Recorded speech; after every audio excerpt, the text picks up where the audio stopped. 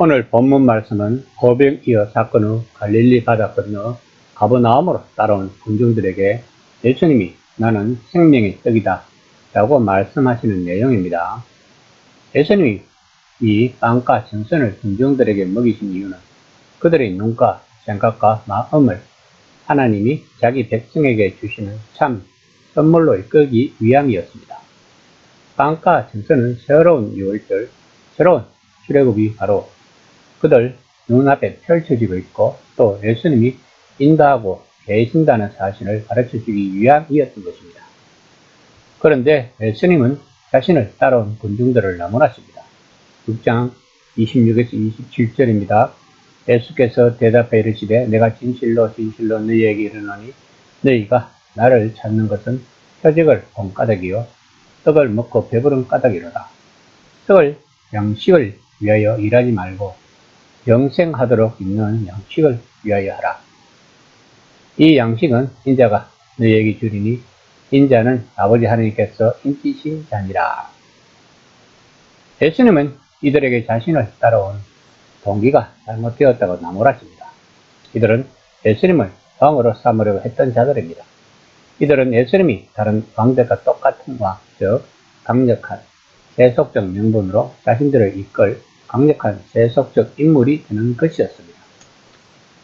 예수님은 진정한 왕이시지만 그분의 왕권 유형이나 방식은 군중이 기대하고 바라던 것과는 엄청난 차이가 있는 것이었습니다.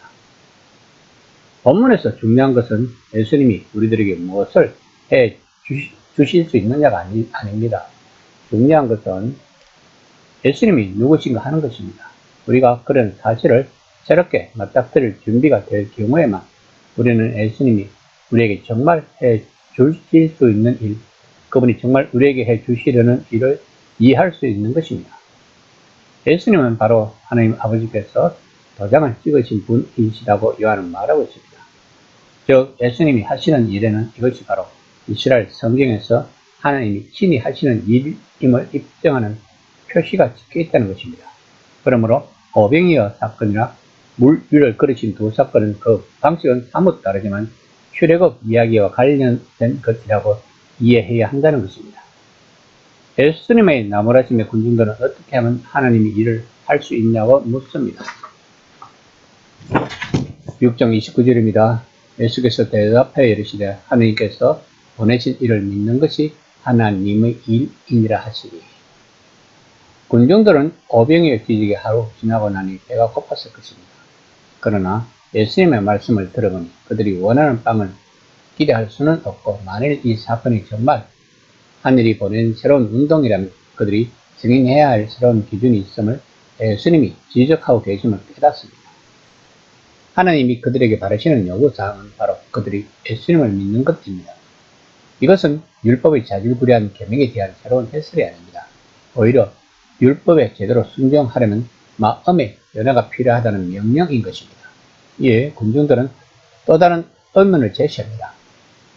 6장 30에서 31절입니다.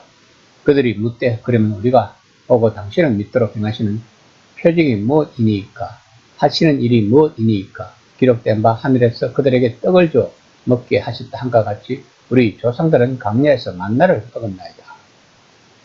예수님이 표적을 보여주셨는데도 그들은 또 다른 표적을 요구하고 있는 것입니다.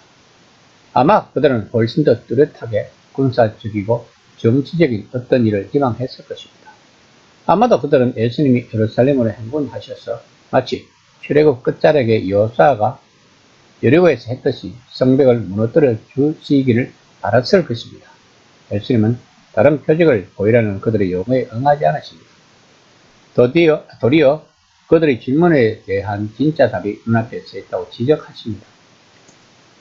6장 32에서 33절입니다. 예수께서 이르시되 진실로 진실로 너희에게 이르노니 모세가 너희에게 하늘로부터 떡을 준 것이 아니라 내 아버지께서 너희에게 하늘로부터 참 떡을 주시나니 하나님의 떡은 하늘에서 내려 세상에 생명을 주는 것이니라. 모세는 하나님의 대리인 뿐이었습니다. 하늘에서 만나를 주신 것은 하늘에서 물리적 빵을 내려주신 것이 아니라 그들의 믿음과 소망을 살아있게 해주는 영적 음식을 주셨다는 것입니다. 이것이 그때 하나님이 하고 계신 일이었고 지금도 하고 계신 일이라고 말씀하고 있는 것입니다. 그러면서 본문은 요한복음이 유명한 첫 번째 나는 뭐뭐이다 라는 말씀으로 마무리합니다. 6장 34에서 35절입니다. 그들이 이르되 주여 이 떡을 항상 우리에게 주소서.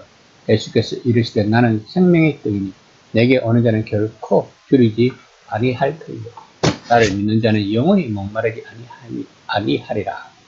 본문은 요한복음의 첫머리의 내용 즉 프롤로그의 내용을 다시 다른 방식으로 표현한 것입니다. 즉 예수님은 말씀 아버지의 뜻을 이루기 위해 아버지를 떠나 세상으로 오신 분이십니다. 그러므로 예수님이 정말로 어떤 분인지 깨달을 때까지 그들은 빵과 생선을 먹을 테지만 결코 채워지지 않는 깊은 허기가 그들 안에 있을 것입니다. 이것이 영적인 배고픔인 것입니다. 그러면 우선 우리들에게는 이런 영적인 배고픔을 느끼게 할 것입니다. 그래야만 우리는 이런 기도를 할 수 있을 것입니다.